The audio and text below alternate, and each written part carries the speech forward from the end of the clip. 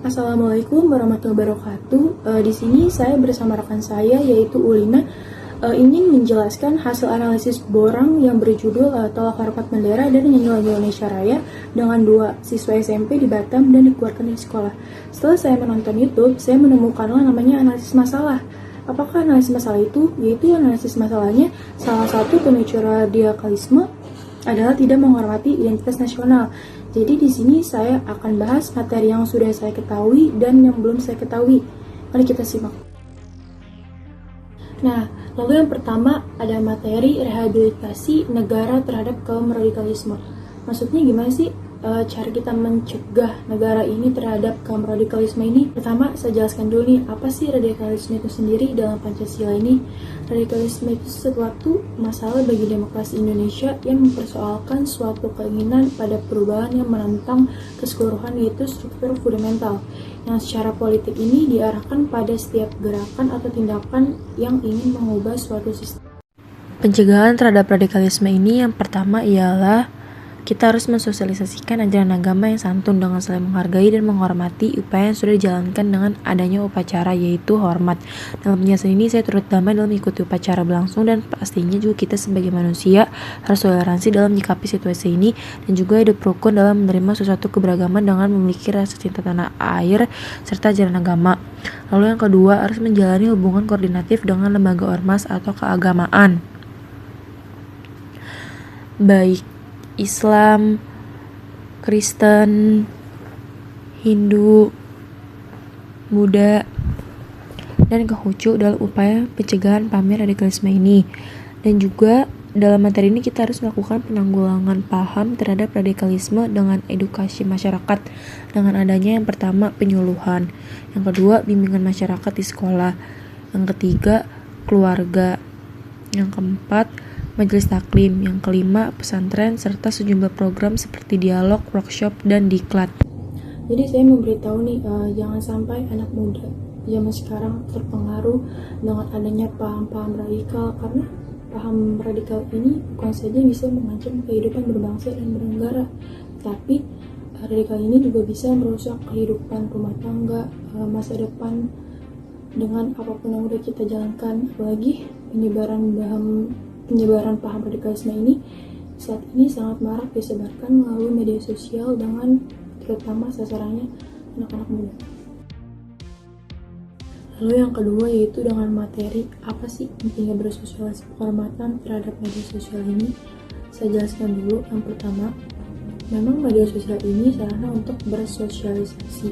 Maksudnya kita bisa berinteraksi dengan orang lain atau lebih dengan menjalankan atau mengidentifikasi sesuatu yang sudah kita rencanakan atau yang sudah terjadi dengan hasil yang secara efektif dan efisien tentunya.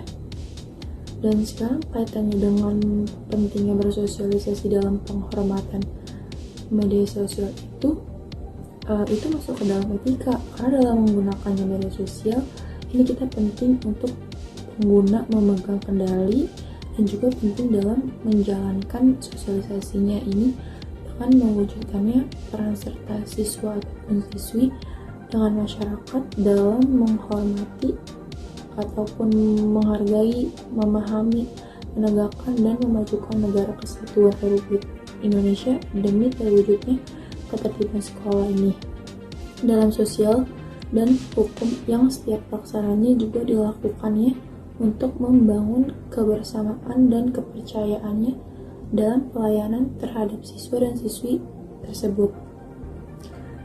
Tentunya pentingnya bersosialisasi penghormatan dalam media sosial ini bukannya terjebak dalam lingkaran suatu pertemanan yang lebih banyak aktivitas negatif di dalamnya seperti tidak menghormati dan menghargai orang lain. Artinya mereka mempunyai kesempatan yang berada dalam lingkaran sosialisasi positif atau negatif yang harus disaring dalam diri kita sendiri. Dan juga di sini saya mau memberitahu dalam materi pentingnya bersosialisasi khususnya untuk siswa Batam ini, saya mempunyai manfaat. Lalu manfaat pentingnya bersosialisasi terhadap media sosial yaitu yang pertama berekspresi kreatif. Maksudnya dengan cara ekspresi kreatif, yaitu adanya platform yang indah bagi siswa untuk mengekspresikan diri. Karena yang saya tahu banyak siswa yang akan takut dengan pemikiran tentang apa yang akan terjadi jika mereka mengekspresikan diri atau melakukan ini. Jadi ini membantu siswa untuk membagikan pemikiran mereka tanpa ada rasa takutnya mereka. Yang kedua yaitu pembelajaran. Dalam proses mempelajari sosial ini, sesuatu yang kita hargai dan hormati, tentunya kita harus selalu mengupayakan apapun yang sudah terjadi dan hukuman yang sudah diberikan. Dan juga sosial media ini telah membantu kami menghilangkan metode lama. Maksudnya metode lama ini cara mereka berpikir atau berperilaku yang lama bisa menghilang dengan adanya media sosial yang mengimpact sekarang menjadi positif, dimana siswa harus menunggu kesempatan untuk berpartisipasi dalam sebuah acara ataupun itu. Materi yang ketiga yaitu sanksi sosial yang diterima oleh kelompok intoleransi. Pertama-tama saya akan menjelaskan terlebih dahulu apa itu intoleransi.